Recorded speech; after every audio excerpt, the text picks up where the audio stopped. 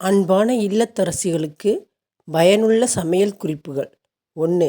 கோதுமை மாவில் உப்பு சேர்ந்து லேசாக சுட வைத்து நீர் விட்டு பிசைந்து கெட்டியானவுடன் இத்துடன் துருவிய கேரட், பீட்ரூட், காலிஃப்ளவர், பச்சை மிளகாய், வெங்காயம் சேர்த்து வதக்கி அடை செய்தால் சத்தான சுவையுடன் கூடிய அடை ரெடி.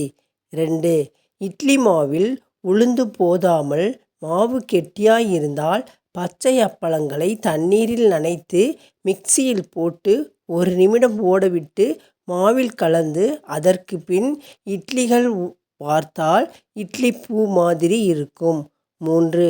கிழங்குகள் சீக்கிரம் வேக வேண்டுமா? 10 நிமிஷம் உப்பு கலந்த நீரில் ஊற வைத்து வேக வைத்தால் எளிதில் வெந்துவிடும். 4. வாழைப்பூ, வாழைத்தண்டு ஆகியவற்றை நறுக்கினால் உடனே அவற்றை மோர் கலந்த நீரில் போட்டு வைக்க வேண்டும். இதனால் வாழைப்பூ, வாழைத்தண்டின் நிறம் மாறாது, கரை பிடிக்காது, துவர்ப்பு நீங்கும். இதே போன்ற தகவல்கள் உங்களுக்கு கிடைக்க வேண்டுமானால் இந்த சேனலை சப்ஸ்கிரைப் பண்ணவும், ஷேர் பண்ணவும், லைக் பண்ணவும். தேங்க்யூ.